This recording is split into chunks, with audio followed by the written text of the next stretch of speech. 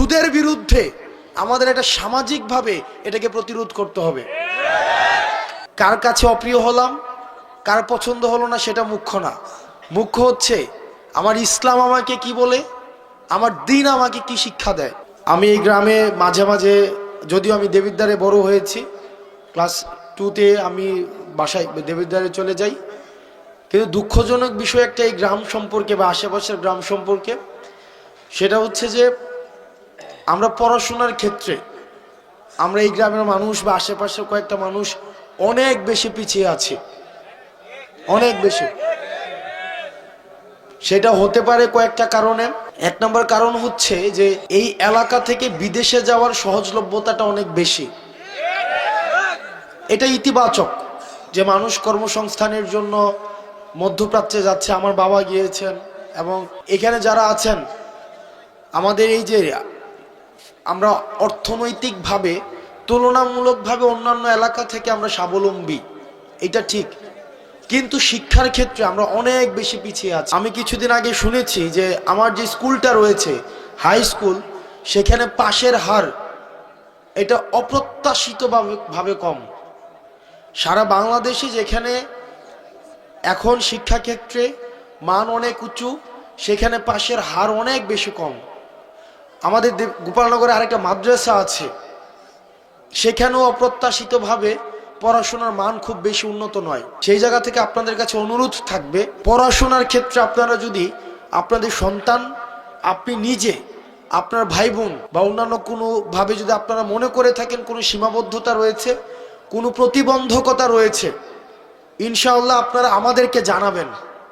এই গ্রামে অসংখ্য মানুষ আছে, অন্তত 5টা শিক্ষার্থীকে অর্থনৈতিকভাবে আজীবন পড়ানোর ক্ষমতা সম্পন্ন মানুষ আছে। আমি অন্তত আপনারা আমাকে জানাবেন যে আমার ছেলেটা পড়তে চায়, আমার ভাতিজাটা পড়তে চায়, সে আমার বোনটা পড়তে চায়, আমার নাতিটা পড়তে চায়, কিন্তু আমরা অর্থনৈতিক সীমাবদ্ধতা বা পারিপার্শ্বিক সামাজিক প্রতিবন্ধকতার কারণে আমরা সেটা পারছি না। এই নাম মেনশন করলে আমার অনেক, এটা লিস্ট হয়ে যাবে, আমি নাম মেনশন করতে চাচ্ছি না। আমরা সহায়তা করবো ইনশাআল্লাহুল আজিজ।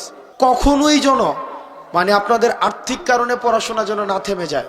অধিকাংশের কাছে হয়তো আমি এই কথার কারণে অপ্রিয় হতে পারি। কার কাছে অপ্রিয় হলাম, কার পছন্দ হলো না সেটা মুখ্য না।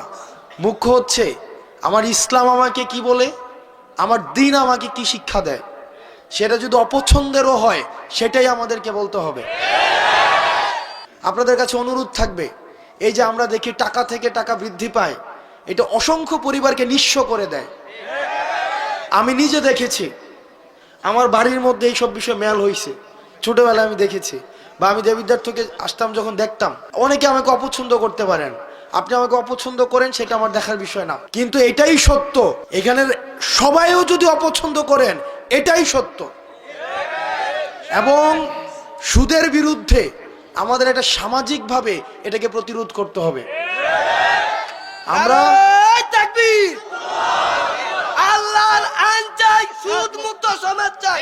আল্লাহর আইন চাই, সুদ মুক্ত সমাজ চাই। আপনাদের কাছে অনুরোধ থাকবে, আপনারা সুদকে বন্ধ করে দেন। আমরা চেষ্টা করব, আপনারা যদি আমাদেরকে সহায়তা করেন,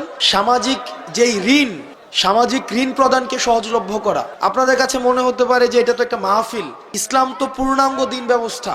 ইসলাম আমার দুনিয়া নিয়েও কথা বলে, দুনিয়া পরবর্তী বিষয় নিয়েও কথা বলে। আমাদের দুইটারই সমন্বয় ঘটাতে হবে। আমি আমার ক্ষুদ্র জ্ঞানে, আমি যেহেতু সামাজিক সমস্যাগুলো আমার কাছে মানুষ নিয়ে আসে, আমার যেহেতু দৃষ্টগোচর হয়, সেজন্য আজকে আপনারা শপথ করেন, যার এই ধরনের টাকা বিনিয়োগ রয়েছে, পত্তর নামে, সুদ নামে, সেটা আর খাবেন না।